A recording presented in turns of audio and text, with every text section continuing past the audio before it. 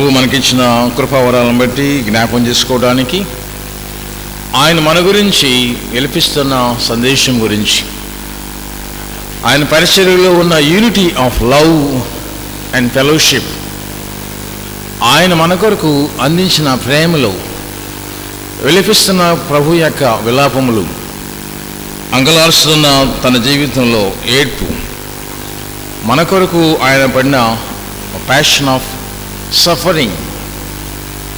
ఈ కృపాకాలంలో ఈ సంవత్సరం ముందు దేవుడు మనకిస్తున్న మహదేశం బట్టి వందన చెల్లించాలి. దేవుని సన్నిధిలో చదవబడిన రెండు వాక్య భాగాల్లో ప్రభు నియమించిన ఆయన ప్రత్యేకమైన పరిస్థితిని బట్టి,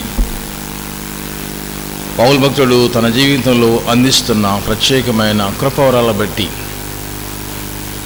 ఆయన ప్రేమలో నీవు నిలబడటానికి, నేను నిలబడటానికి, పరిపూర్ణమైన పరిస్థితిని కనుగొనటానికి ప్రభు మనకు అందిస్తున్న స్థితిని బట్టి ప్రభు వైపు చూద్దాం. చదవబడిన వాక్య భాగంలో, స్వాత పాఠ్య భాగంలో ప్రభువు లూకాసు వార్తలో ఇవ్వబడిన పిలుపు, ఆయన మనల్ని సమీపించినప్పుడు ఆయన మన గురించి ఎందుకు ఏడుస్తున్నాడు, యెరూషలేము గురించి ఎందుకు ఆయన వేదన చెందుతున్నాడు, యెరూషలేము గురించి ఎందుకు ప్రపంచానికి ప్రభు తెలియపరచుకుంటున్నాడు, ఆయన పరిచర్యలో ప్రభుత్వం చేయడానికి పరిచారకులుగా మన ప్రభు మనకిచ్చిన వాక్యాన్ని, సందేశాన్ని తల్లవంచి ముందుకెళదాం. ప్రార్థనలో ఏకీభవిద్దాం. దేవా, నీకు వందనాలు చెల్లిస్తున్నాం. మనోటి మాటలు, మా హృదయ ధ్యానాలు మా తండ్రి నీ దృష్టి అంగీకారం అవటానికి, పరిపూర్ణమైన నీ యొక్క పరిస్థితులు మాకు ఇచ్చినందుకు వందనాలు చెల్లిస్తున్నాం. ఆరాధన చేయడానికి నా తండ్రి, నిన్ను ఆరాధించడానికి, నీ నామములో తండ్రి పరిపూర్ణమైన ప్రభావం పొందడానికి ఈ సంవత్సర కాలంలో మరొక ఆదివారం బహుమతికి ఇచ్చినందుకు వందనాలు చెల్లిస్తున్నాం. బిడ్డలు తిలకిస్తున్నారు, వీక్షిస్తున్నారు, వాక్యాన్ని ధ్యానిస్తుండగా ప్రభువా, మీది వాక్యం, మీ చిత్తం మా తండ్రి, మీ ఇష్టాన్ని మాకు అందించి పరిచర్యలు, నానా విధమైన భాషలు మాట్లాడటంలో, నానా విధమైన తలాంతులు కలిగినప్పుడు పాడుటలో, ప్రార్థించట్లో, ధ్యానించట్లో, అలాగే తండ్రి సువార్త పనిలో సువార్థికులుగాను, నాయకులుగాను, సేవకులుగాను తండ్రి, పరిచారకులుగా మీరు మాకు ఇస్తున్న గిఫ్ట్స్ని బట్టి వందనాలు చెల్లిస్తున్నాం. ఇది ఆరాధనలో తండ్రి మీరు మాకు ఇవ్వబడిన శాంతిని పొందటానికి, నా తండ్రి మారు మనసు పొందటానికి, పశ్చాత్తాపము గీతంగా పాడటానికి, మా కొరకు మీరు ఇంకనూ శిలువలో కార్చి, రక్తము కార్చి నీవు విలిపిస్తున్నావు తండ్రి. ఈ బిడ్డలారా నా యొద్దకు రండి, నేను మీకు విశ్రాంతి ఇస్తానని సెలవిచ్చిన ఆ శాంతి ప్రదేశంలో మీరు నిలబడి పిలుస్తున్నారు ప్రభువా. అట్టి పరిచర్యలో మా తండ్రి మేము ప్రయాణం చేయడానికి కృప దయచేయమని ప్రభు యేసు నామమును బట్టి ప్రార్థిస్తున్నాం మా తండ్రి, ఆమేన్. ప్రభునామములో శుభములు. గత వారమంతా దేవుడు మనల్ని ప్రేమించి ఆయన కృపలో మనందరూ భద్రపరిచినందుకు ఆయనకు వందనాలు చెల్లిస్తూ, వర్షభారంలో కూడా మనం ప్రభు సన్నిధికి రావడానికి ప్రభు ఇచ్చిన కృపను బట్టి వందనాలు చెల్లిస్తూ మీ అందరిని అభినందిస్తున్నాం. అలాగే ఆన్లైన్లో చూస్తున్న వారందరికీ ప్రభువుని బట్టి అభినందన తెలియపరుచుకుంటూ, దేవుని వాగ్దానం మనం పొందటానికి వాక్యంలోకి వెళ్ళినట్లయితే యెరూషలేము గురించి ప్రభు ప్రార్థన చేయమన్నాడు. దావీదు రాసిన కీర్తనలో 122 సంకీర్తనలో యెరూషలేము గురించి ప్రార్థన చేయండి, యెరూషలేమును ప్రేమించండి, యెరూషలేము నెమ్మదిగా ఉండాలని దావీదు భక్తుడు ప్రార్థన చేశాడు. అటు ప్రార్థనలో ప్రభు కూడా మెస్సయ్యగా, ప్రవక్తగా, యాజకుడిగా ప్రార్థన చేస్తూ ఆ గవిని తాకముందు ఆయన మాట్లాడిన మాటలు లూకా సువార్తికుడు విస్తారంగా రాయబడిన ఈ సువార్తలో మనం ఈపింగ్ ఫర్ జెరూసలేం, యెరూషలేము కొరకు ఏడ్పు, ప్రార్థించే ఎవరెవరు, ప్రార్థించేవారి గురించి ప్రభువు ఆలోచన చేస్తున్నాడు. మన జీవితంలో ఈ ఆరాధన స్థలంలో మనం లవ్ వర్తింగ్ ఫైన్, ప్రేమలో మనము ప్రార్థించి పాల్గొని సేవలు ఉండాలని అపోస్తలుడైన పౌలు ఆయన ఇచ్చిన కృపావరాలు మనలో ఉన్నాయి కాబట్టి ఆ తలాంతులను మనం ప్రభు కొరకు వాడటానికి పరిపూర్ణమైన స్థితిని దేవుడు మనకి అందించాడు. అందుకు మిషనరీ ప్రయాణంలో మనము ఎలాగున్నాం, గాస్పుల్ డే సెలబ్రేషన్లో మనము ప్రభువుకి ఎంతటి సాహిత్యాన్ని, సహవాసాన్ని, అలాగే మన సాహస క్రియలను ప్రభువుకు తెలియపరచగలుగుతున్నాం. అట్టి సాహస క్రియలు చేయడానికి ప్రభు పిలుస్తున్నాడు. యెరూషలేము గురించి మనం ఆరాధిస్తున్నాం కాబట్టి యెరూషలేము గురించి ప్రభువు చాలా చక్కగా మాట్లాడాడు. ఆయన సిటీని ప్రారంభించినప్పుడు దాదాపు 1000 సంవత్సరాలకు ముందు నుంచి క్యాపిటల్ ఆఫ్ ఇజ్రాయెల్గా ఉన్నప్పుడు ఇశ్రాయేలు దేవుని కొరకు ఆరాధన ప్రారంభించిన స్థలము, యెరూషలేము దేవాలయం కట్టబడిన ప్రదేశం, దావీదు, సొలొమోను అనుచరులందరూ కూడా ఆ ఆరాధన స్థలాన్ని ప్రారంభించి దేవుని కొరకు ఏర్పాటు చేసిన ఉన్నతమైన ఆరాధన స్థలము. అట్టి ఆరాధన స్థలాన్ని సాతాను పడవేసి అనేక మంది దాన్ని పడదోసినప్పుడు దాన్ని తిరిగి కట్టడానికి దేవుడు అనేక మంది లేవనప్పుడు నెహెమ్యా యెజ్రెయేలు పాటలు పాడుతూ let us build the temple of God ప్రార్థించి పడిపోయిన గోడలు కట్టడానికి వారిని ప్రభువు తయారు చేశాడు. చరిత్రలో రాయబడిన రీతిగా చూస్తే ఇది దాదాపుగా క్రీస్తుకు పూర్వం జరిగిన సంఘటనలు. 500 సంవత్సరాల క్రితమే క్రీస్తుకు పూర్వము బాబిలోని క్యాప్టివిటీలో బబులోను చెరకు వెళ్ళినప్పుడు చెరలో ఉన్న వారి గురించి ఆరాధన స్థలము తిరిగి కట్టడానికి పర్షియన్ కింగ్ కోరేషుని దేవుడు వాడుకున్నాడు. ఆ తర్వాత ఆయన ఆ సిటీని బలపరిచి దీవించాడు. తర్వాత రోమీలు వారిని స్వాధీనం చేసుకున్నారు. రోమా సామ్రాజ్యం దాన్ని పతనం చేసింది. ఆ పతనానికి కారణం నాయకత్వంలో ఉన్న లక్షణం. దేవుని నాయకత్వాన్ని ఓడగొట్టి సాతాను తన నాయకత్వం చేయడానికి, పతనం చేయడానికి ప్రారంభించినప్పుడు ఆ పతనంలో పాడైన సిటీ గురించి రాస్తూ జోసిఫస్ తన చరిత్రలో జూవిష్ రైటర్గా జూవిష్ వార్లో ఆయన మాట్లాడుతూ రోమీలు ఏ విధంగా రాశారనేది ఒక ఇంప్రెషన్ని ఆయన తయారు చేస్తున్న మాట రాయబడ్డాయి. Romans were very impressed by it all. యెరూషలేము పట్టణం గురించి, యెరూషలేము గురించి వారు చాలా బలమైన దేవుని కారణం ఉందని వారు తలంచారంట. After the Romans conquered the city, that the emperor even commented that it was so well and firmly built that it would have been impossible to conquer if God had not wanted it to be so. దేవుడు అది మన చేతికి ఇవ్వాలి అనుకుంటేనే మన చేతికి వస్తుంది. ఆయన ఇస్తాడని అనుకున్నాడు కాబట్టి మనకి ఇచ్చాడు. కాబట్టి రోమీలుగా మనము యెరూషలేము దేవాలయాన్ని పడగొట్టి అక్కడ సామ్రాజ్యం కట్టడం అన్నది అసంభవం. దేవుడు మన కొరకు దీన్ని తయారు చేశాడని వారు పరోక్షంగా దేవునికి సాక్ష్యం చెప్పిన రచనలు జోసెఫస్ తన రచనలో రాయబడినట్లుగా మనం చదువుతున్నాం. ఆయన వచ్చేటప్పుడు ఆ సిటీ అంతా కూడా చూసినప్పుడు మనం ఎప్పుడు కూడా పామ్ సండే ముందు చదువుతాం ఈ వాక్యం అంతా.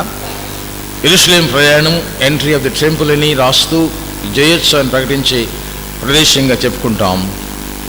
ఈ హోలీ వీక్లో ఈ మాటలన్నీ చెప్తున్నాం. కానీ మరలా ఎందుకు తిరిగి ఈ ఉదయకాలం ముందు ఈ వాక్యం మనకి ఇవ్వబడింది? ఆది నుండి దేవుడు ఆరాధన స్థలంగా ఉన్న స్థలాలని ఆర్డర్ చేసినప్పటికీ, తిరిగి ఉన్న స్థలాల్లో ఆయన కట్టబడిన మందిరం పాడైనప్పటికీ, మనం ఉన్న స్థలం మన దగ్గర ఉంది కాబట్టి మనమే రీబిల్డ్ ఆఫ్ హిస్ జెరూసలేం.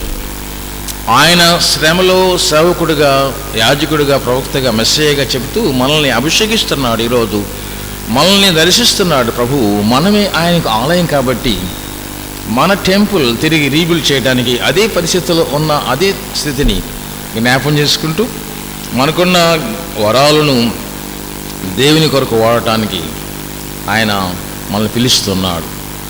ఆయన పట్టణానికి రాగానే కన్నీరు కార్చాడు. ఈ కన్నీరు కార్చడంలో అర్థం ఉంది. ఎందుకు ప్రభువు కార్చాడు, ఎందుకు వారు ప్రభువుకి దూరంగా ఉంటున్నారు?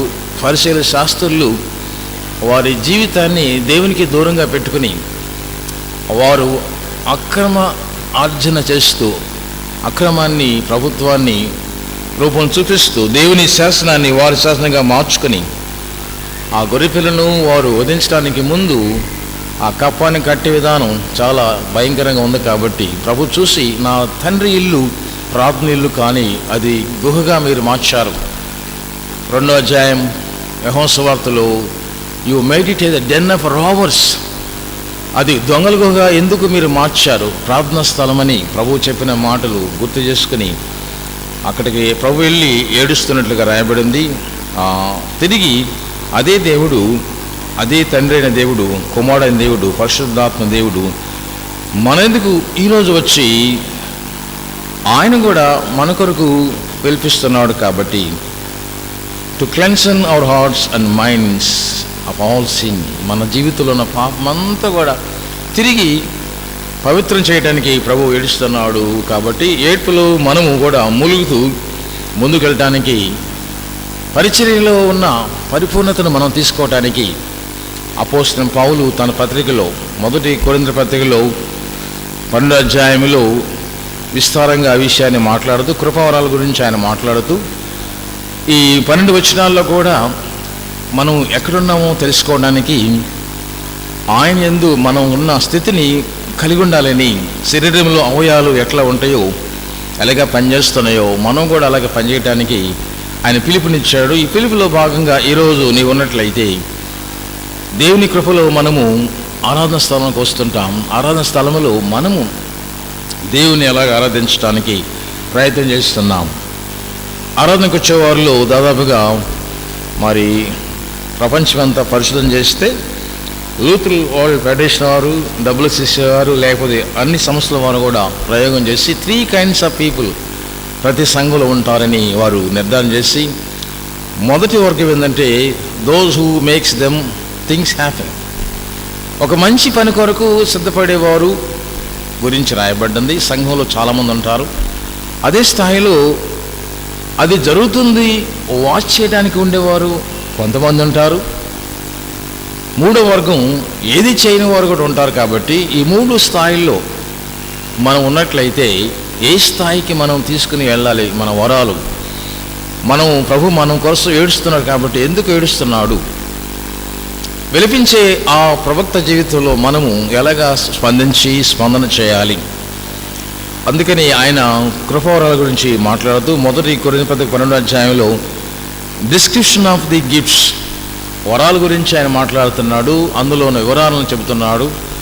ఆ వరాలని ఎలాగ దేవుడు మనకు అందించాడు కృపతో. గిఫ్ట్స్ అనే మాటలు కెరిస్మాటా అనే మాట నుంచి చారిస్ లేదా వర్డ్ ఆఫ్ గ్రేస్, కృపలో మనల్ని కృపావరాలని మనం ప్రభు ఇచ్చాడు. కాబట్టి ఆ కృపావరాలని మనం ఉన్న వాటిని వాడుకోవటానికి సాతాను పాడు చేస్తుంటాడు. ఆ విషయాన్ని పౌలు తెలియపరుచుకుంటూ మొదటి 3 వచనాల్లో the distortion of the gifts, వరాలు ఉంటాయి, వాటిని పాడు చేయటానికి సాతాను ప్రయత్నం చేస్తాడు. అందుట్లో మనము కూడా ఉన్నాం. కాబట్టి అట్టి ప్రయాణంలో నీవు దేవునికి నీకు ఇచ్చిన వరాలను పోగొట్టుకోకుండా, unity comes from life from within, మనలో ఉన్న ఆయన ఏకత్వాన్ని భిన్నత్వాన్ని గుర్తించుకుంటూ, మనకి ఇవ్వడిన ఆ డెసిగ్నేషన్ని గుర్తించుకుని, the design of the gifts, ఏ వరమైతే నీకు దేవుడిచ్చాడో ఆ వరాన్ని నీవు కలిగి నీ జీవితంలో ఆ జీవితంలో దానిని సార్థకం చేసుకోవడానికి ఒక డిస్ట్రిబ్యూషన్ ప్రభు మనకి ఇస్తున్నాడు. ఆ డిజైన్ ఇచ్చిన దేవుడు మనల్ని తిరిగి విభజించి పాలిస్తున్నాడు. 12వ అధ్యాయంలో 8 నుంచి 11 వచనాలు చూస్తే the distribution of the gifts, ఎన్ని వరాలు ఉన్నాయో అవన్నీ లిస్ట్ చేశాడు. నానా వరాలు ఉంటాయి. వాటన్నిటిని కూడా మీరు పొంది ఉన్నారు. ఒక్కొక్క వరాన్ని ఒక్కొక్కరు పొందటం దేవుని చిత్తం. అందరికీ ఒకే వరం ఉండదు, అందరూ ఒకేలాగా పనిచేయలేరు, అందరిని కూడా దేవుడు ఒకేలాగా చూడట్లేదు. ఎవరికి ఎంత ఇచ్చాడో, ఎవరికి ఎంత ఇవ్వబడిందో అందులోనే మీరు ప్రభుని ఆరాధించాలని అట్టి గిఫ్ట్స్ మనం పొంది ఉన్నాం. కాబట్టి ఆ గిఫ్ట్స్లో చాలా ఉన్నాయి. ఆత్మవరాల గురించి రాయబడి ఉంది. వివేచన వరము, ప్రవచన వరము, ప్రార్థన వరం, విశ్వాసంలో స్థిరపడే వరాలు ఉన్నాయి. దాన్ని బట్టి ఆ డైవర్షన్ ఆఫ్ ది గిఫ్ట్స్, విభజించబడిన వరాలను మనం పొంది ఉన్నాం. కాబట్టి ఆ పొందికలో క్రీస్తుని ఆ తలకు శరీరానంగా ఉన్న మన దేహం సంఘానికి ఇచ్చిన ఆ యొక్క యూనిటీలో, ఇన్ డైవర్సిటీలో డివిజన్ ఉంటుంది. అది బ్యాడ్ కాదు, డివిజన్ లేకపోతే పని జరగదు. కాబట్టి విభజించబడిన కృపావరాలు మనం తీసుకొని ప్రయాణం చేయడానికి, అది ఫెయిత్ కావచ్చు, హీలింగ్ కావచ్చు, మిరకల్ కావచ్చు, ప్రాఫెసీ కావచ్చు, లేకపోతే వివేచన వరం కావచ్చు, అన్నీ కూడా ఆయన మనకిచ్చాడు. దానిలో నీవు పొంది ఉన్న ఆ పొందకాన్ని నీవు తిరిగి పొంది ఉన్నావు అని తెలుసుకున్నట్లయితే దానిలో ప్రయాణం చేయమని అడుగుతున్నాడు. దాన్ని the development of the gifts, ఇవ్వబడిన వరాలని అభివృద్ధి చేయడానికి నువ్వు ఏం కృషి చేస్తున్నావు? ఏ వరం ఇచ్చాడు నీకు? ఆ వరాన్ని నీవు కలిగి ఉన్నట్లయితే దానిని ప్రభు కొరకు వాడటానికి మన ప్రభు మనల్ని ఆహ్వానిస్తున్నాడు. దీనిలో మనం గమనించినట్లయితే లూకా సువార్తలో మరి 19వ అధ్యాయంలో ప్రభు ఆవేదన చెందినప్పుడు ఈ ఆవేదనని 3 భాగాలుగా చేసి మనం చూడవచ్చు. ఎందుకు ప్రభు అలాగా ఆవేదన చెందుతున్నాడు అంటే, దానికి ముందు భాగంగానట్లయితే ప్రభు యెరూషలేముకి వచ్చినప్పుడు, యెరూషలేములో ఆయన ప్రవేశించినప్పుడు లోకాసువార్త 9వ అధ్యాయంలో, ఆ తర్వాత ప్రభు శిష్యులు కలిపి ఆయన మరలా వస్తున్నప్పుడు అక్కడ ఏం జరగబోతుంది, ఎలాంటిది జరగబోతుంది అని అనుకుంటే, మనం ఒకసారి ముందుకెళ్ళినట్లయితే పాత నిబంధనలో మోషే కూడా ఫరో ఎదుకు వెళ్ళి మాట్లాడిన మాటలు మనం చూస్తాం. ప్రభువు ఈ సంవత్సర కాలంలో ఇప్పుడు పిలాతుతో కలిసి పోరాడుతున్నాడా, యూదులు కలిపి పిలాతుతో కలిపి ఆయన పోరాడుతున్న పోరాటం ఎలాంటిది? లెట్ మై పీపుల్ గో, నా ప్రజలకు శాంతిని అందించవలసిన స్థాయి ఈ ప్రదేశాన్ని. ఇశ్రాయేల్ కొరకు మోషే మాట్లాడిన మాటలు ప్రభు మాట్లాడుతున్నాడు. అలాగే యెహోషువ గ్రంథంలో చూసినట్లయితే యెరికో పట్టణాన్ని కూల్చినప్పుడు ఆయన చేసుకున్న ఆ గొప్ప ఏడ్పు, ఆ ఆవేదన, ఆ ఆలోచన, ప్రార్థనా జీవితం. అలాగే ఏలియా కాలంలో మోయాబు దేశంలో ఉన్న బయల్ని ఎదిరించడానికి ప్రభు తీసుకున్న రీబిల్డ్ ఆఫ్ హిస్ పీపుల్. అలాగే మనం చాలా విషయాలు చూస్తాం. బయలు ప్రవక్తను ఓడించి దేవుని ఆరాధన ప్రారంభించబడిన బలిపీఠ ఆరాధన, ఆ కొండ మీద జరిగిన ఆరాధనలో ప్రవక్త ఆవేదన చూస్తాం. ఇవన్నీ చూస్తున్నప్పుడు అసలు ఎందుకు యేసయ్య యెరూషలేముకి వస్తున్నాడు, ఇవన్నీ చూసిన తర్వాత యెరూషలేములో ఏం జరగబోతుంది, అవన్నీ చూసినప్పుడు వీ ఎక్స్పెక్ట్ సమ్ రెవల్యూషన్. అలాగా కాకుండా ఆయన తన వైఖరిని మార్చుకున్నాడు. వారు మార్చిన వైఖరిని మనం గమనించినట్లయితే 3 భాగాలుగా మనం దాన్ని విభజించవచ్చు. ఒకటి, మన కొరకు దేవుడు చేసిన కార్యాలు చూస్తే గాడ్స్ టీయర్స్, దేవుని కన్నీరు అక్కడ కనబడుతుంది. రెండవది గాడ్స్ ట్రూత్, దేవుని సత్యాన్ని ఆయన చెబుతున్నాడు, ఇది నా తండ్రి ఇల్లు, ప్రార్థన ఇల్లు ఉండాలి. మూడవది గాడ్స్ టెంపుల్, అది దేవుని ఆలయం కాబట్టి హృదయమని ఆలయంలో త్రికాలంలో మనము పనిచేస్తున్న విధానాన్ని దేవుడు చూస్తున్నాడు. నిజంగా గమనిస్తే గాడ్స్ టీర్ ఎలాగ ఉంటాయి. ఆయన కన్నీరు కార్చాడు 2 సార్లు. ఒకటి ఈ రోజు, రెండవది లాజరు సమాధి దగ్గర ప్రభు కన్నీరు కార్చాడు. ఈ 2 సార్లు కన్నీరు కార్చాడు. తర్వాత యాయేరు కుమార్తెని బాగు చేయడానికి, ఎదోరాల కుమారుని బాగు చేయడానికి ఆయన ప్రార్థించాడు. కన్నీరు కార్చిన సంఘటనలు బైబిల్లో ప్రభు 2 సార్లే మనం చూస్తాం. ఈ కన్నీరు ఎందుకు ఇవ్వబడుతుంది, ఎందుకు వస్తుంది? లోకసువార్తికుడు ఈ విషయాన్ని జ్ఞాపం చేస్తున్నాడు. ఆయన ఎందుకు ఏడుస్తున్నాడు, ఆయన ఎందుకు ఏడవలసి వచ్చింది? 47 చదువుకుందాం 19వ అధ్యాయంలో. ఆ పట్టణమునకు సమీపించినప్పుడు దాన్ని చూసి దాని విషయమై ఏడ్చి, ఆయన ఏడ్చాడు.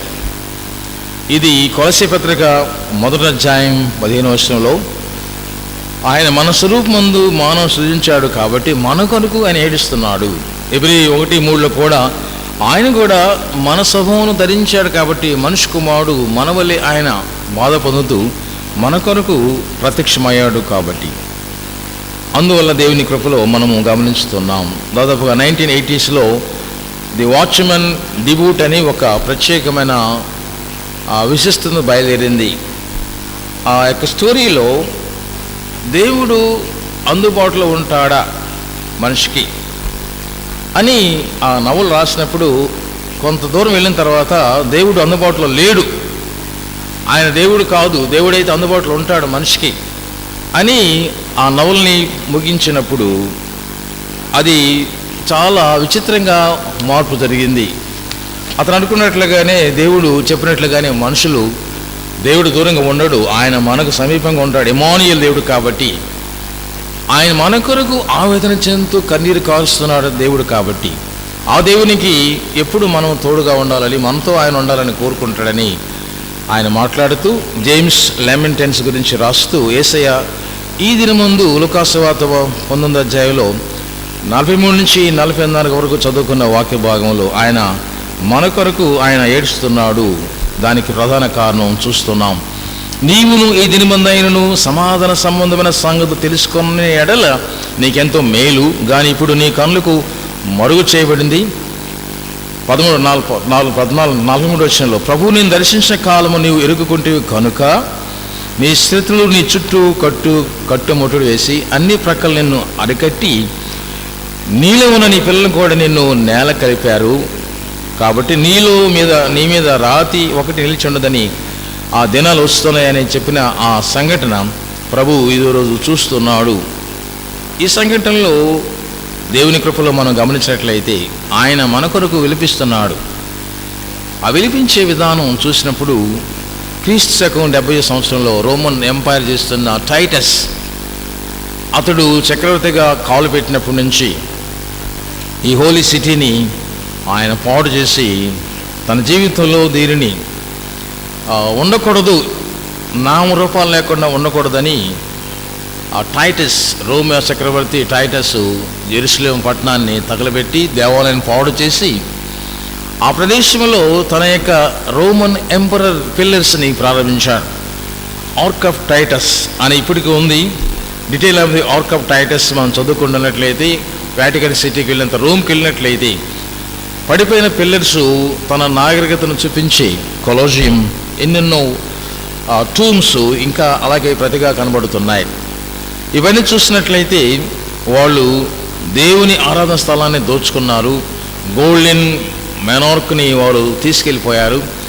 సంపదను, సిరి సంపదను దోచుకుని వెళ్ళినప్పుడు 33వ సంవత్సరంలో ప్రభువు దాని గురించి ముందుగానే ప్రకటించాడు. ఆయన అందుకే ఏడుస్తున్నాడు. జరగబోతున్న సిలువ గురించి, పడిపోతున్న యూదా జనాంగం గురించి, ఇశ్రాయేలు యొక్క వేదన గురించి ఆయన కన్నీరు కాలుస్తూ, వెఫ్ట్ అనే మాట గ్రీకులో చూసినట్లయితే అది ఎక్లోష్ సియోన్ అనే మాటలో వెయిలింగ్, ఏడ్పు, ఆయన ఆవేదన, ఏడ్పు. మరి లూకా సువార్తికుడు కొలిశాడు 7వ అధ్యాయం 13వ వచనంలో వీడు నాయనన్ కుమారుని బాధపడినప్పుడు, చనిపోయినప్పుడు ఏడ్పు. అలాగే ఈ ఐరు కుమార్తెని ప్రభు ఇంటికి వెళ్ళి దర్శించినప్పుడు, ఆమె తిరిగి లేపినప్పుడు 8వ అధ్యాయం 52వ వచనంలో ఈ 3 చోట్ల ఏడ్పు గురించి లోక సువార్తికుడు స్పష్టంగా తన భాషలో రాయబడిన మాటలు మనం చూస్తున్నాం. దేవుని కృపలో మన ఆథర్ ఆఫ్ ఫెయిత్, విశ్వాసానికి దుర్గమైన దేవుడు మనకు తెలియపరుస్తున్న విధానం చూస్తే హెబ్రీ గ్రంథము 4వ అధ్యాయము 14-15 వచనాల్లో కూడా ఈ ఆవేదన గురించి, ఆయన మనిషి కుమారుడిగా మన కొరకు వచ్చి ప్రధాన యాజకుడిగా ఆయన మన కొరకు ధూపమేసి మన బలహీనతలు ఆయన మోసుకొని పోయి మనతో సమానంగా ఆయన పాలువగడయ్యాడని చెప్తూ కన్నీరు గురించి, దేవుడు కన్నీరు ఎందుకు కారుస్తున్నాడు ఈ లోకంలో, ఇప్పటికీ ఆ కన్నీరు ఆయన ఎందుకు కారుస్తున్నాడు మన కొరకు, ఈ సమస్త లోకానికి సువార్త అందించే వరకు ఆ కన్నీరు ఆగదు. జీసస్ వెప్టింగ్, వెలిపిస్తున్నాడు. వెలిపించే జనుల కొరకు ఆయన ఇంకనూ ఏడుస్తున్నాడు. ఆయన శరీరము, గాయాలు కారుతూ ఉన్నాయి. అది వాస్తవము. రెండవది గాడ్స్ ట్రూత్, నిజమైన దేవుని సువార్త ఏమై ఉన్నది, సువార్త చెప్పడానికి సువార్త యొక్క సత్యం ఏమైంది, ఈరోజు దాన్ని దేవుడు తెలియపరచుకుంటున్నాడు. అదే గమనించినట్లయితే మీకు తెలియపోవట్లేదు, హిడెన్ అనే మాట రాయబడింది. సువార్తికుడు రాస్తున్నాడు, బోధించాను కానీ మీ ఎద్దకు వచ్చే కానీ మీరు దాన్ని గ్రహించలేదు. ఆ గ్రహింపు లేని గుడ్డితనాన్ని ప్రభు కొలిచాడు. కాబట్టి ఇప్పుడైనా సరే మీ హృదయాలు తెరిచి దేవుణ్ణి చూడండి, మీ హృదయాన్ని కాఠినపరచుకోండి. ఆయన బలి కోరడు, కనికరాన్ని కోరే దేవుడు. కాబట్టి ఆయన స్పిరిచువల్గా మిమ్మును బలపరచడానికి, నన్ను బలపరచడానికి ఆయన దిగొచ్చిన ఆ మైక్రోస్కోప్ గురించి చూసినట్లయితే భూతత్వంలో కంటే కూడా ఇంకా తక్కువ స్థాయిలో చూసినట్లు కూడా ఆయన మన కొరకు ఆ దాయబడిన ధనాన్ని తీసుకొచ్చాడు. కీర్తనకారుడు 19వ సంకీర్తనలో ఆకాశం దేవుని మహిమను వివరిస్తున్నాయి, అంతరిక్షము ఆయన గురించి ఘోషిస్తుందని చెప్పినప్పుడు, రోమపత్రికలకు 1వ అధ్యాయంలో కూడా దేవుని యొక్క ప్రత్యక్షత గురించి ఆయన మాట్లాడుతుంటాడు. ఆయన ప్రత్యక్షమవుతున్నప్పుడు ఆయన ప్రత్యక్షతలో మనము ఆయన గురించి సత్యాన్ని తెలుసుకోవాలి. ఆ సత్యాన్ని మీరు బయలుపరచబడింది.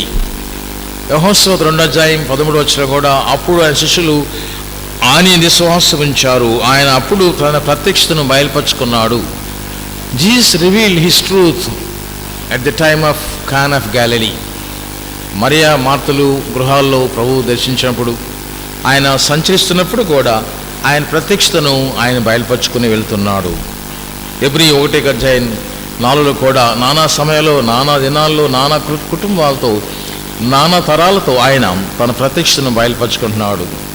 ఇది నిజమైన వాస్తవం. దీనిని గుర్తించడానికి మన ప్రభు మనకి వ్యక్తిగతంగా నీ మీద ఒక ప్రత్యేక దృష్టిని ప్రభు పెట్టాడు. ఒకసారి Russian Gagarin first man on the planet చంద్రమండలం మీద వెళ్ళినప్పుడు మొట్టమొదటిసారిగా రష్యా ఓమియోగాములు తెలుసు మనకి, యూరి గగారియన్. ఆయన వెళ్ళిన తర్వాత పైకి చూశాడంట, అవుటర్ స్పేస్కి వెళ్ళిన 1961లో భూమి నుంచి వెళ్ళి తిరిగి రాకముందు అక్కడే ఉండి ఆకాశం చూసినప్పుడు అక్కడ ఆయన look for God but he had not found God. దేవుడు ఉన్నాడా అని పైకి వెళ్ళి చూసి దేవుడు ఉన్నాడా అని అడిగాడంట.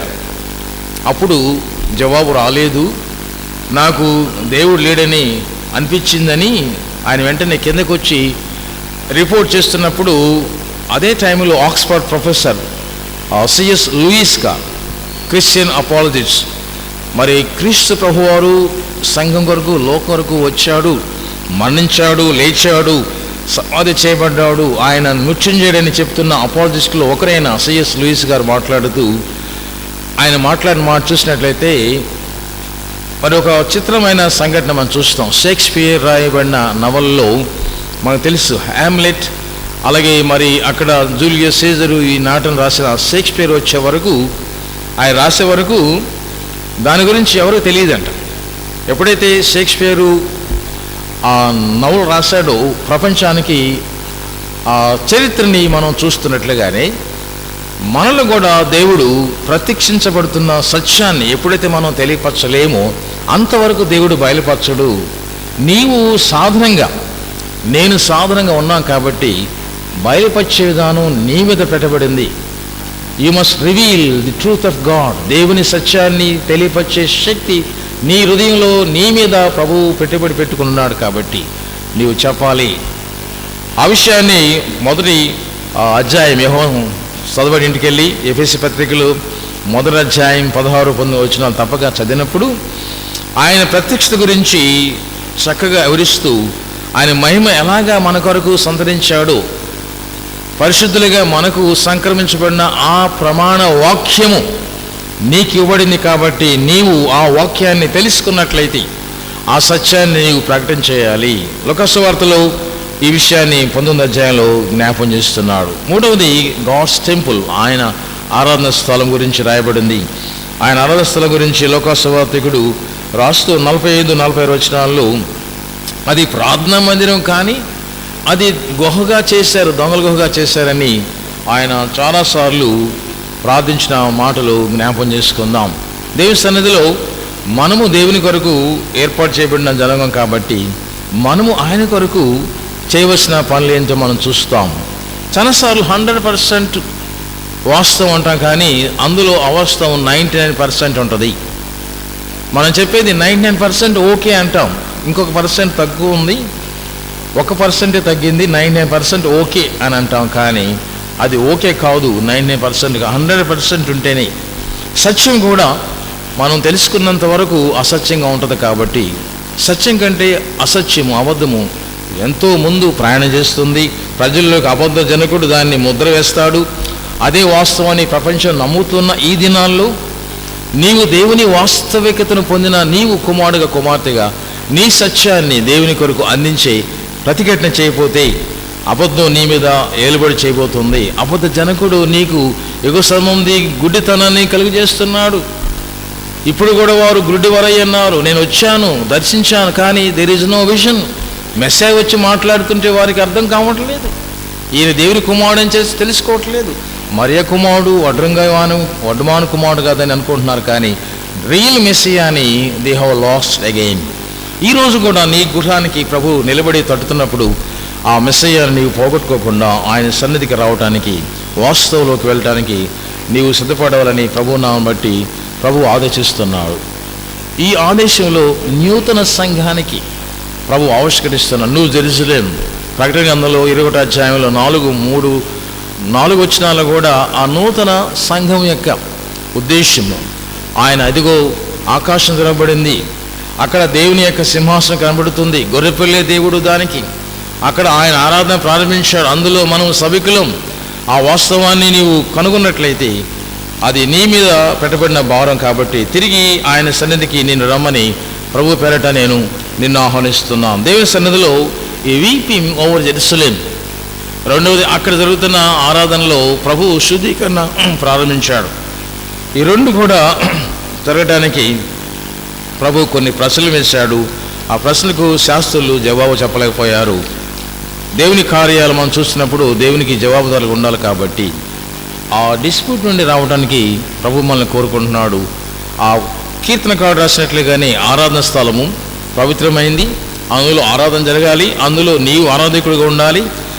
ఆయన మన మీద అధికారాన్ని అందించాడు కాబట్టి ప్రార్థనా మందిరము, ప్రార్థించే మందిరము, ప్రార్థనా పరులు ఆయనకు ఇష్టమైన సభికులు కాబట్టి అట్టి సభికులుగా నీవు ఉన్న రీతిలో దేవుని కృప కొరకు నీవు ఎదురు చూసే విధంగా ప్రార్థించాలి. ఇక్కడ రాయబడిన మాటలో ఏడ్పు అనే మాట చూస్తే వెప్ట్ అనే మాటలో క్లయో అనే ఒక మంచి మాటలో రాయబడింది. ఇది ముందుకు వెళ్ళినట్లయితే ఆ ప్రార్థనా జీవితము కనబడకుండా దాచిపెడుతున్నాడు సాతాను. క్రిప్టోగ్రఫీ అనే మాట నుంచి చూసినట్లయితే అన్సీన్ థింగ్స్, హిడెన్ థింగ్స్, దాయబడింది, మరుగు చేయబడింది. వారి కళ్ళకు భారం వచ్చి వారి నిద్రలో ఉన్నారు. సిలువకు వెళ్ళే ముందు కూడా వారి భారం వారి మీద పెట్టబడింది. సాతాను వారిని భారంగా చేశాడు. వారు ప్రభుతో ఏకవించి ప్రార్థన చేయలేకపోతున్నారు. అలాంటి సమయంలో విత్డ్రా ఫ్రమ్ సైట్, అలాంటి సిచ్యువేషన్లో ఉండకుండా ఆయన కొరకు మనము హృదయం తెరిచి ప్రార్థించాలి. అది లేకపోతే the god of this age has blinded the minds of the unbelievers. అవిశ్వాసులను తయారు చేస్తున్న యుగ సంబంధి దేవత ఎక్కువ పనిచేస్తున్నాడు కాబట్టి నిజమైన దేవుని కుమార్తెగా కుమారుడుగా నీ నుండి ప్రభువు నిజాన్ని ఆశిస్తున్నాడు. యెషయా గ్రంథంలో 9వ అధ్యాయంలో 6వ వచనం కూడా ప్రిన్స్ ఆఫ్ పీస్, శాంతికి దూతగా వచ్చిన ప్రభు. మత్తయి సువార్త 24:23-24 కూడా ఆయన ఆ బ్లైండ్ గైడ్స్ని మార్చివేసి లూకా సువార్త 6:29 కూడా ఆ చూపు చూడటానికి మన కన్నులు తెరవబడాలని ప్రభు కోరుకుంటున్నారు. గ్రేటర్ బ్లైండ్నెస్ స్టిల్ మనలో ఉంది కాబట్టి దాన్ని తొలగించడానికి సియోను కుమార్తెతో చెప్పండి, నీ రాజు సాత్వికుడై నీ ఎందుకు వస్తున్నాడు, దేని మనసు కలవడేస్తున్నాడు. కాబట్టి యెరూషలేము దేవాలయం గురించి ప్రభు ప్రవచించినప్పుడు ఆ ప్రాఫెసీ గురించి మనం గమనించినట్లయితే యెరూషలేము ముట్టడి అని చెప్పవచ్చు. సాతాను యెరూషలేమును ముట్టడిస్తున్నాడు, కబలిస్తున్నాడు. అది దేవుని పట్టణం అని చెప్తే అది దేవుని పట్టణం కాదు, అది నా పట్టణం అని ముద్ర వేసి ఆ యెరూషలేము పట్టణం అంతటిని ధ్వంసం చేస్తున్నాడు. ఈరోజు అలాంటి పట్టణాన్ని మనం చూస్తున్నాం.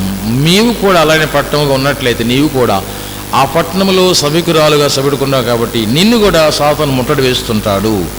ఈ ముట్టడిని కట్టడి చేయడానికి నీ దగ్గర ఏం ఆయుధం ఉంది? వాక్యమనే ఖడ్గము, విశ్వాసన డాలు, శిరస్థానం ఇవన్నీ కూడా ఎఫెసీ 6లో ఉన్నట్లు ఉండకపోయినట్లయితే ఈ దినాల్లో నీ దగ్గర కూడా ఆ సాతాను నిన్ను కూడా వంచన చేస్తాడు. జోసెఫస్ ఈ విషయం గురించి రాస్తూ ఆయన చాలా ఇస్తారుగా దీని గురించి రాస్తూ ఉంటాడు. ప్రెడిక్షన్ గురించి రాశాడు. ప్రభువు వచ్చినప్పుడు జరిగిన సంఘటన గురించి రాస్తున్నప్పుడు ఆ సంఘటనలో యేసయ్య ఆ ప్రదేశాన్ని గురించి ఆవేదించినట్లుగా రాయబడింది. ఆయన ఎందుకు ఏడుస్తున్నాడు? ఆ ఏడుపుకు చాలా అర్థం ఉంది.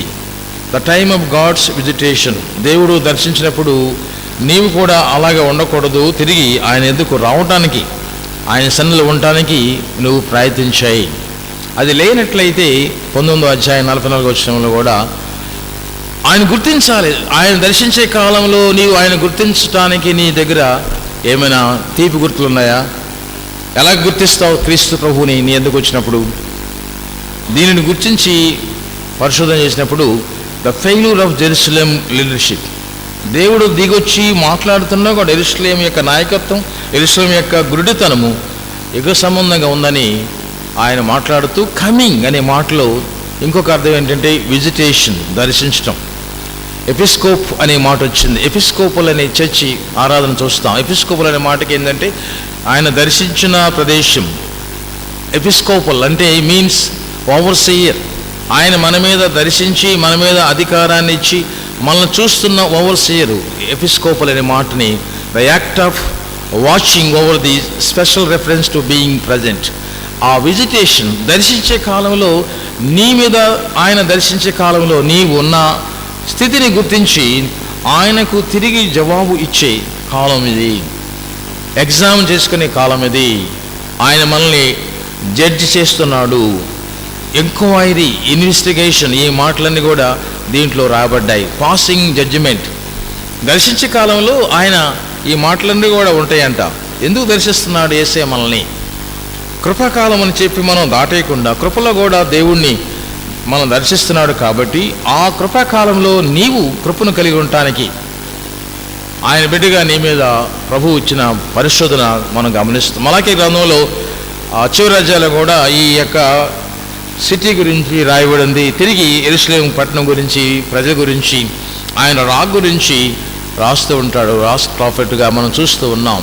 నేను మా యొక్క దూతని నీకు ముందుగా పంపుతున్నాను, అతడు వచ్చి తండ్రి హృదయాలను బిడ్డల హృదయాలను కలుపుతాడు, ఆయన వచ్చి మన హృదయాలని మార్పు చేస్తాడని ప్రవచించిన ప్రవచనము ప్రభువు వచ్చినప్పుడు కూడా ఆ ప్రవచనాన్ని గుర్తించలేదు. యెహెజ్కేలు గ్రంథంలో 40వ అధ్యాయం 45వ అధ్యాయంలో, మలాకీ గ్రంథం చెప్పినట్లుగా, జకర్యా గ్రంథాల్లో 14:21 చెప్పినట్లుగానే ఆయన మనల్ని పారదోలి వెండిని బంగారాన్ని ఎలాగా తయారు చేస్తారో ఆ శుద్ధీకరణ ఆ ప్రకారంగా మనల్ని ప్రభువు ప్రక్షాళన చేసి ఆయన పరిశుద్ధులుగా మనల్ని తయారు చేయడానికి ప్రభువు సిద్ధపడుతున్న దినం కాబట్టి దీన్ని గుర్తించినట్లయితే driving commerce out of house of prayer, మన ప్రార్థన స్థలం నుండి వర్తకాన్ని ప్రక్కకు నెట్టాలి, వాణిజ్యాన్ని ప్రక్కకు నెట్టాలి. అది వ్యాపారపు కేంద్రంగా ఉండకూడదు, యేసయ్యకు కేంద్రంగా ఉండటానికి యెరూషలేము దేవాలయం ప్రభువు కావలు పెట్టాడు.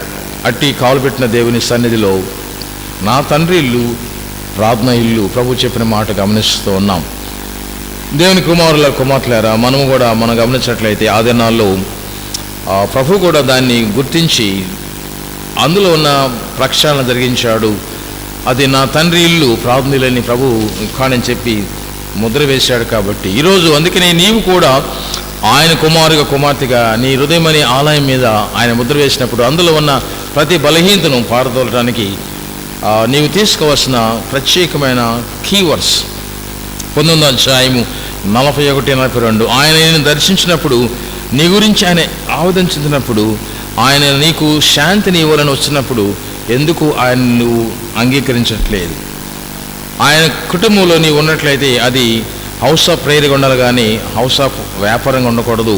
వ్యాపారం చేసేవారు అక్రమం చేయవారు నా ఎదురుండి పొమ్మని ప్రభు సెలవిచ్చే మాట మనం గమనిస్తున్నాం. ఈరోజు అందుకనే కృపలో మనం ముందుకెళ్ళినట్లయితే, ఆ కృపలో నీవు నిలబడినట్లయితే దేవుని సన్నిధిలో నీవు ఆయన దగ్గరకు రావటానికి ఈ ట్రినిటీ కాలంలో ఈ యొక్క ఆరాధన స్థలంలో దేవుడు విజిట్ చేస్తున్నాడు. ఇంకొక మాట రాయబడింది, విజిటింగ్ అనే మాటకు కూడా చూస్తే అక్కడ మూల భాషను చూస్తే బిషప్ అనే మాట రాయబడింది. యెరెమీయా గ్రంథంలో రాయబడిన మాటలో డే ఆఫ్ విజిటేషన్, ఆయన తీర్పు తెచ్చే కాలంలో. యెరెమీయా గ్రంథం 8వ అధ్యాయం, యెషయా 10వ అధ్యాయంలో మనం చూసినట్లయితే, అలాగే పేతురు భక్తుడు రాసిన పత్రికలో 1 పేతురు పత్రిక 2వ అధ్యాయంలో కూడా దేవుడు దర్శించే కాలంలో అనగా ఆయన మన మీద అధికారి, బిషప్ కాబట్టి ఆయన అధికారం కింద మనము ప్రార్థించేవారుగా ఉండాలి, మనం పనిచేసేవారుగా ఉండాలి. మనము ఆ వైలేషన్ లేకుండా ఆయనకు అంగీకారాన్ని తెలిపించే బిడ్డలుగా ఉండటానికి మన ప్రభు మనల్ని ఆహ్వానిస్తూ ఉన్నాడు. అందుకే దేవుని సన్నిధిలో స్పిరిచువల్ గిఫ్ట్స్, ఆత్మీయ వరాలు మనకి ఇవ్వబడ్డాయి. ఈ ఆత్మీయ వరాలు మనకి ఇచ్చినప్పుడు ఆ ఆత్మీయ వరాలు మనం ఎలాగ తీసుకోవాలి? మరి కొరింథీ సంఘంలో చాలా గొడవలు వచ్చాయి.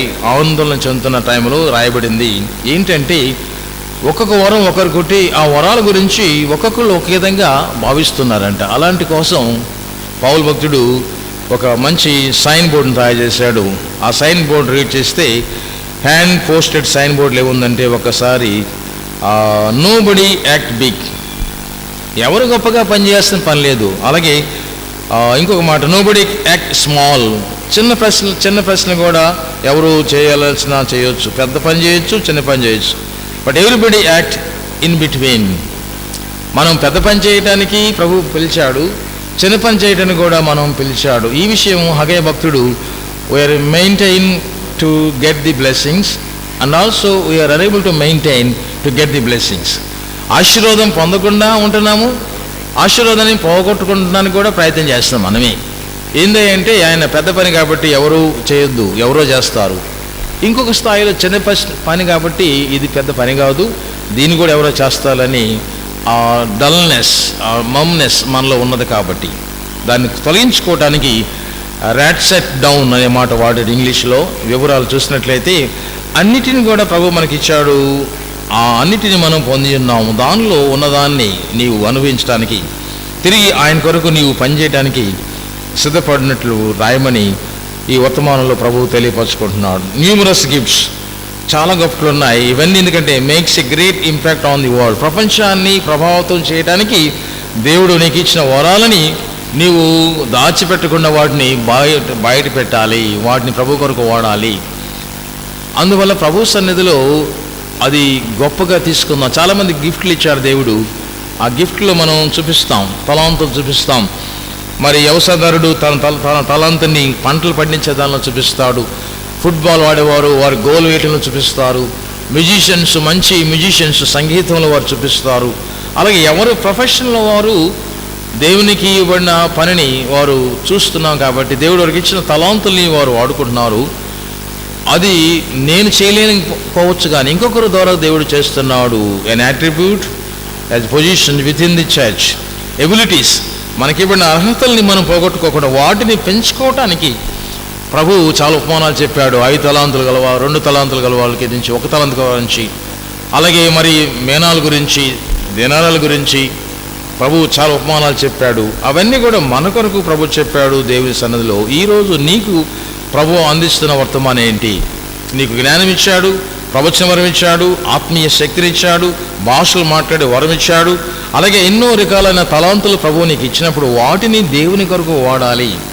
అదే విషయాన్ని ప్రభువు మళ్ళా జ్ఞాపం చేసుకుంటూ ఇంకొక పత్రికల్లో ఆయన మాట్లాడిన మాటలో, ఎఫెసీ పత్రికల్లో చూసినట్లయితే కొందరు అపోస్తులుగాను, కొందరు సేవకులుగాను, కొందరిని కాపురులుగాను, కొందరు నాయకులుగాను, కొందరిని బోధించేవారుగా ప్రభువు పిలిచాడు. కాబట్టి అట్టి బోధనలో ప్రతి సంఘానికి దేవుడిచ్చిన తలాంతుల్ని మీరు నాకు ఇచ్చిన వర్తమానంలో ప్రభు ఇచ్చిన వర్తమానాన్ని మనం తీసుకుని మనం ప్రభు కొరకు తలాంతులు వాడాలి. ఒకసారి రబ్బీ ఈ విధంగా మాట్లాడుతుంటాడు. ఒక రబ్బీ చాలా పండితుడు, అతని పేరు జుయాసి అనే రబ్బీ. ఆయన మాట్లాడుతూ నేను చాలా బలమైన వాడిని, పవిత్రుడిని, హోలీ మ్యాన్, నాకు ప్రభు ఇచ్చాడు అని చెప్పినప్పుడు అతను అనుకున్నట్లుగానే మనం చూసినట్లయితే నేను లేక మోజెస్ లాగా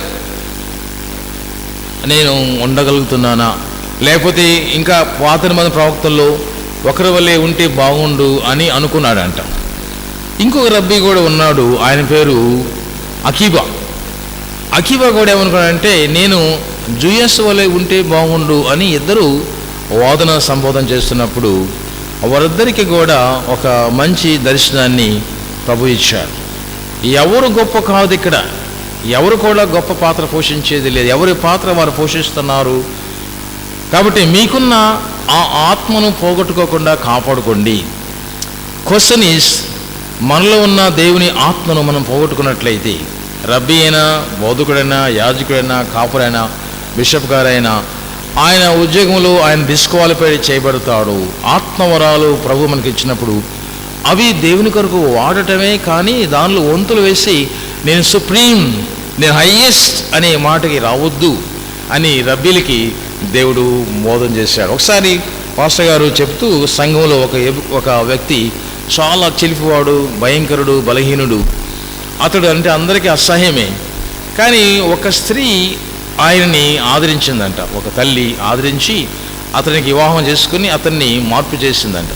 అప్పుడు ఆయన నేను చెడిపోయిన వాడిని, బలహీనే, కానీ నన్ను దేవుని ప్రేమతో బలవంతంతో నన్ను మార్చివేశారు ఈమె, నేను అందుకని ఆమెను అంగీకరిస్తున్నాను అని చెబుతూ the truth is Elizabeth loved me into loving. నేను ప్రేమలోకి రావడానికి ఆమె యొక్క విశిష్టమైన గుణాన్ని, తనకున్న తలాంతుని నాకు పంచి పెట్టింది కాబట్టి నేను మార్పు చెంది మారు మనసు పొంది పశ్చాత్తపడి నాకు ఇచ్చిన ఆత్మీయవరాలని నేను పోగొట్టుకోకుండా కాపాడుకున్నాను. అందువల్ల నిస్సాన్ థామ్సన్ గారు ఒక ప్రేయర్ రాస్తూ ఉంటాడు. ఆ ప్రేయర్లో దేవుడు సృష్టించాడు, మనల్ని ప్రేమించాడు. ఆయన ప్రేమలో నీవు నిలబడినట్లయితే ఆ ప్రేమతో నీవు ప్రయాణం చేయి. ఆ ప్రేమలో నీవు అనేక మందిని కని పెంచడానికి నువ్వు ప్రయత్నం చేసుకొని ఒక చక్కని ప్రార్థన తన జీవితంలో మనం చూస్తూ ఉన్నాం. ఈరోజు యెరూషలేము గురించి ప్రార్థన చేసి యెరూషలేము యొక్క పశ్చాత్తాపం గురించి ప్రవక్తలు ప్రార్థన చేశాడు. పాత నిబంధనలో ప్రభువు మాట్లాడిన తన ఆఫీస్ యాజ్ ప్రాఫిట్గా, యాజ్ ఎ ప్రవక్తగా, మెస్సయ్యగా, యాజకుడుగా అన్ని పదవులను ఆయన యెరూషలేం దేవాలయంలో చూపించాడు. యెరూషలేంకి వచ్చినప్పుడు ఎందుకు ఏడుస్తున్నాడంటే ఆయనకు తెలుసు రాబోయే దినాల్లో ఇది రాతి మీద కట్టబడిన రాయి పడిపోద్ది, ఈ దినాన్ని 3 దినాల్లో నేను కడతాను ప్రభు చెప్పినప్పుడు ఆశ్చర్యం వేసింది. ఎందుకు కడతాడు ఈయన, ఎడ పడిపోద్ది అంటే అది పడిపోతుందని ప్రభు చూశాడు. కాబట్టి ఆయన ఆ రాజ్యము ఎలాంటిదంటే ఆయన కింగ్డమ్ అనేది నీటి వల్ల, తాగే వల్ల, ఆనందం వల్ల కాదు కానీ నీతిమత్వంతో ఉంటుంది. రోమపత్రిక 14:17లో for the kingdom of God is not a matter of eating and drinking but of righteousness. నీతిమత్వంతో, సమాధానంతో కూడింది. కాబట్టి పరిశుద్ధాత్మ దేవుడు నీకు నాకు అందించే రోజు ఆ అందించిన దేవుని కృపలో నీవు నిలబడటానికి, ఆయన ఎందుకు రావడానికి నిన్ను ప్రభు ఆహ్వానిస్తున్నాడు. మనకి ఇవ్వబడిన లైట్ ఆయన వాక్యం కాబట్టి ఆ వాక్యము మనము పొంది ఉన్నాము. ఆ వాక్యం ద్వారా మన అనేక మందిని ఆకర్షించుకోవాలి. యుగ సంబంధమైన గుడ్డి దేవతను పడగొట్టడానికి, గుడితనాన్ని పడగొట్టి ఓడించడానికి నీ వెలుగును ప్రకాశింపనీయండి. కొంచెం కింద, మనసు కింద లైటు దీపాన్ని ఎవరు పెట్టరు. 5వ అధ్యాయం మత్తయి సువార్తలో ప్రభు చెప్పిన మాటల్లో మరి మనము దేవునికి ఇష్టమైనట్లయితే మన జీవితాల్లో కొండ మీద పట్టణంలాగా ఉండటానికి వెలిగించే దీపంగా ఉండాలని ప్రభు మనల్ని కోరుకుంటున్నారు. ఇది వాస్తవం. దేవుని సన్నిధిలో ఇది సాతానికి భయము, మనకు జయం. కాబట్టి ఆ జయాన్ని నువ్వు తీసుకోవడానికి పరిపూర్ణంగా ఉన్నట్లయితే దేవుడు కోరుకుంటున్నాడు. ఈరోజు నీ మీద ఒక ప్రత్యేకమైన ప్రాజెక్ట్ని ప్రభువు తెలియపరిచాడు. అదేంటంటే రిపెంట్ యువర్ సెల్ఫ్. పశ్చాత్తాపం తీసుకుని మనం ప్రభు కొరకు ఏడ్చాలి. అలాగే మొదట ముందు తల్లిదండ్రులు బిడ్డల కోసం ఏడవాలి. ప్రవక్తలు చెప్పినట్లు కానీ బిడ్డలు పుట్టినప్పుడు, తిరిగి పెరిగినప్పుడు, వారు పెద్దవరైనప్పుడు, వారు తిరిగి మరణించినప్పుడు కూడా ఆ బిడ్డల కోసం ప్రార్థించే తల్లుల గురించి ప్రభు తెలిపినట్లుగా యెరూషలేము ద డాటర్ ఆఫ్ జియోన్ పరిశుద్ధమైన ప్రదేశం. కాబట్టి ఈ భూమండలం మీద పరలోక పట్టణపు భవంతిని ప్రభు తయారు చేశాడు. కాబట్టి ఈ యెరూషలేము పాడవకుండా ఉండటానికి నీవు నేను దర్శించి ప్రార్థన చేయాలి. లేకున్నట్లయితే అది ఎలాగుంటుంది? మత్తయి సువార్తలో ప్రభు చెప్తున్నాడు, Jesus is the ultimate temple of God. ఆయన రాబోయే ఆలయము ఆయనే. కాబట్టి ఆయన ఆలయంలో మనము కట్టబడుతున్న నిర్మాణికులుగా రాళ్లతో పోర్చాడు పేతురు భక్తుడు. ఆత్మీయ మందిరంలో కట్టడం ఉండటానికి ఆయన మనల్ని దర్శించాడు. 9వ అధ్యాయం 11వ వచనం చూసినట్లయితే I desire mercy and not sacrifice for I came not to call the righteous but sinners. నీతిమంతుల కొరకు రాలేదు, బలహీనుల కొరకు, పాపుల కొరకు వచ్చాను, వారందరినీ నేను పిలుస్తున్నానని చెప్పిన మాటల్లోనే ఈ చివరి అధ్యాయం 19వ అధ్యాయం 44 వచ్చిన వరకు ఆయన దర్శిస్తున్న ఈ దినాల్లో, కరోనా కాలంలో కూడా ఆ గుడితనాన్ని పారదొలటానికి, మనం దేవునితో ఉన్నామని చెప్పుకోవడానికి pilgrimage to Calvary from which holy mountain the congregation corner stone మూలరాతి స్థానంలో నీవు నిలబడటానికి ప్రభు గొడ్డలి పెట్టి ఉన్నాడు. ఒకవేళ నీవు ఇప్పుడు మార్మల్స్ పొందపోతే అది తిరిగి మార్పు చేయడానికి maintain of corner stone of a new temple would be యూఆన్, అనగా క్రొత్త టెంపుల్ని తయారు చేసుకోవటానికి, క్రొత్త మనస్సు నీకు ఇవ్వటానికి, నూతన సృష్టిలో నీవు నిలబడటానికి నిన్ను ప్రభు సరిచేసే సమయం ఇది, బాగు చేసే సమయం ఇది, నిన్ను కాస్తున్న సమయం ఇది, నిన్ను కనుగరిస్తున్న సమయం ఇది, నేను దర్శిస్తున్న సమయం ఇది. ఆయన యెరూషలేముకి వెళ్తున్నప్పుడు ఆయన ఎక్కిన విధానం చూస్తే మనిషి కుమారుడు అంత తగ్గించుకుంటాడని ఎవరు అనుకోలేదు. ఆయన గొర్రెను కాక ఆయన గాడిదనెక్కి దర్శించాడు. టెంపుల్లో వెళ్ళినప్పుడు దర్శనాన్ని చెప్పాడు. ఆయన మరియా మార్తలకి దర్శనం చెప్పాడు, మేరీ మగ్దలేని మేరీకి దర్శనం చెప్పాడు. అలాగే ఎలిజబెత్ మరియలు కూడా దర్శనం ఇచ్చారు. వారు పాటలు రాశారు. మొదటి అధ్యాయం లోకాసు వార్తలో 46-48 వచనాలు చదివిస్తే my soul magnifies the Lord, నా ఆత్మ ప్రభువుని ఆనందిస్తుంది, నా ఆత్మ ఆయనతో ఆనందిస్తుంది. ఎందుకంటే దీనులకు సువార్త ప్రకటించడానికి ఆయన మన ఎదుకు వస్తున్నాడు. నా తల్లి ప్రభు తల్లి ఎందుకు రావటం నాకెంతో ఆనందం. ఎలిజబెత్ పాడిన పాటలు, మరియా పాడిన పాటలు చూసినట్లయితే ఆయన ప్రవచనాన్ని నెరవేరుస్తున్నాడు. ముందుగానే ప్రవచన కాలాన్ని ప్రభు నేర్పించాడు. హన్నా కూడా ప్రార్థించింది సమూయేలు గ్రంథంలో. కాబట్టి ఆయన మన కొరకు ఇస్తున్న ఆ గొప్ప విజిటేషన్ మనం తిరిగి పొందడానికి నీవు సిద్ధంగా ఉన్నట్లయితే ఇర్మీయా గ్రంథంలో 8వ అధ్యాయం 4 నుంచి 11 వచ్చిన చదవని ఇంటికి వెళ్ళి ప్రభు ఇలాగ చెబుతున్నాడు అని చెప్పి ఆయన భారవంతా చెప్పాడు. అక్కడ నేను వారిని ఎలాగ బాగు చేయాలో చెప్పాడు, వారిని ఎలాగ పరిచయం చేయాలో చెప్పాడు, వారికి ఇవ్వబడిన ప్రవక్త గురించి చెప్పాడు, వారు దేవుని కొరకు రాయబడిన సంఘం అని చెప్పాడు. ఇవన్నీ చెప్పిన తర్వాత మన ప్రభు మనల్ని పిలుస్తున్నాడు. ఈ సమయంలో మన ప్రభు కోరేది only and always through the cross and empty tomb. కనబడిన సిలువ, కనబడిన సమాధి రెండు మన ముందు ఉన్నాయి. సిలువ కనబడుతుంది రోజు, కానీ సమాధి కనబడట్లేదు. The empty tomb is not seen anywhere. అది నువ్వు చూస్తున్నట్లయితే పునరుద్ధాన శక్తిలో నీవు తిరిగి నూతన జీవాన్ని పొంది ఉన్నావు. ఆ నూతన జీవం పొందడానికి ప్రభు నన్ను ప్రేరిస్తున్నాడు. దేవుని సన్నిధిలో మనకిచ్చిన గిఫ్ట్స్ ఎంత గొప్ప ఆలోచన చేసుకుందాం. మనకిచ్చిన వరాలు ఎంత గొప్ప ఆలోచన చేసుకుందాం. ఆ వరాలని మనము అండర్ వాల్యూడ్గా చూడొద్దు, వాల్యూగా చూడండి. ఏదైనా కావచ్చు, అది అండర్ వాల్యూగా చూడవద్దు దయచేసి. It is a valued in the sight of God. దేవుని కృపలో నీవు అది తీసుకోవాలి, దాన్ని గర్వించాలి. ఆయన మన ప్రభు కాబట్టి మన కొరకు ఆయన ఆరాధన స్థలాన్ని ఇచ్చాడు. వర్షిప్ మన కొరకు ఏర్పాటు చేసిన ఆత్మీయ కోణంలో మనం గమనించినట్లయితే దాన్ని పోగొట్టకుండా కాపాడుకోవాలి. చాలాసార్లు ప్రపంచంలో చాలామంది గొప్ప వ్యక్తులు ఉన్నారు, మ్యూజిషియన్స్ ఉన్నారు, పాటలు పాడేవారు, విద్వాంసులు. అయితే వారిని ప్రక్కన పెట్టింది సంఘం. ఎందుకంటే వారు వారి కళను బట్టి వారు నైపుణ్యం పొంది వారి పేరు వారు సాధించుకుంటున్నారు. కానీ క్రీస్తు పేరుని, క్రీస్తు కొరకు వాడని మ్యూజిషియన్స్ కానీ, ఆర్టిస్ట్ కానీ, లేకపోతే లేఖనాలు రాసేవాళ్ళు కానీ, స్క్రిప్ట్ చేసేవాళ్ళు కానీ, లేకపోతే శిల్పకారులు కానీ, వారందరూ కూడా ప్రభు వారిని అంగీకరించట్లేదు. నా కొరకు ఎవరు పనిచేస్తున్నారు?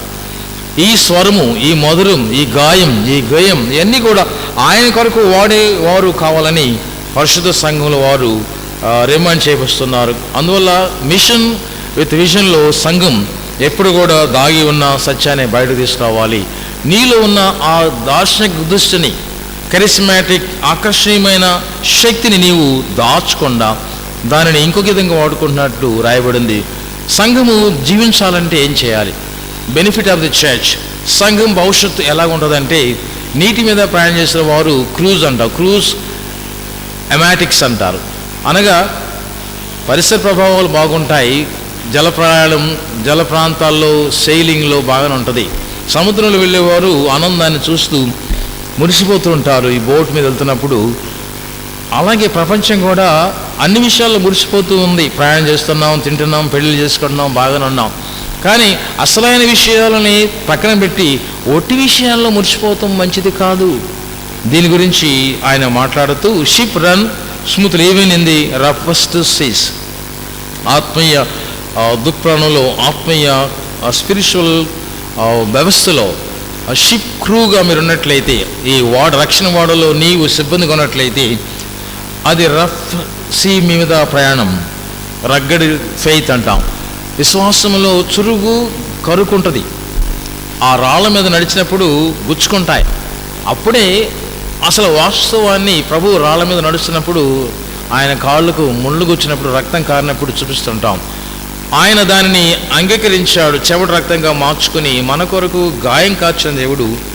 నీవు కూడా ఆ రఫ్నెస్లో, ఈవెన్ ఇన్ ది రఫెస్ట్ ఆఫ్ సీలో కూడా ప్రయాణం చేయడానికి, నీ ఓడని ముందుకు తీసుకెళ్ళడానికి నీవు సిద్ధంగా ఉన్నావా? ఒక వ్యక్తి మంచి ప్రపంచానికి, టరిష్యూ అని ఒక మంచి వ్యక్తి ప్రపంచానికి పరిచయం పడ్డాడు 1854 సంవత్సరంలో. అతడు గొప్ప విద్వాంసుడు, కళాకారుడు. అతడు తయారు చేసుకున్న ఒక మంచి ఇన్స్ట్రుమెంట్ మనం చూస్తే 1827లో ఒక మంచి ఇన్స్ట్రుమెంట్ తీసుకున్నాడు. అది స్టార్డివేరియస్ అనే వైలిన్. ఆ వైలిన్ యొక్క వాయిస్ వింటే ప్రపంచమే మారిపోద్దంట. అలాంటి వైలిన్ పేరు లా మెస్సీ అనే పేరు రాసి దాన్ని కొంత గొప్ప విలువైన వస్తువుగా కొనుక్కొని తన జీవితంలో పెట్టుకున్నాడు. అలాంటి వైలిన్స్ని, సున్నితమైన అద్భుతమైన స్వరం చెప్పే వైలిన్స్ని ఆయన దాదాపు 246 వైలిన్స్ని తయారు చేసుకుని ఇంటి అటక మీద పెట్టుకున్నాడు. అటకలో పెట్టి బంధించాడంట. అతను బంధించినప్పుడు అతని కొన్న అద్భుతమైన కళాకాండను చూసినప్పుడు అందరూ ఆశ్చర్యం వేశారు. ఎంత పెద్ద వైలెన్స్ని తయారు చేసి లోనందుకు పెట్టాడు. అవన్నీ కూడా ప్రపంచంలో దేవుని కొరకు వాడకుండా tragedy, we might conceive of this as ట్రాజడీగా మనం చెప్పవచ్చు.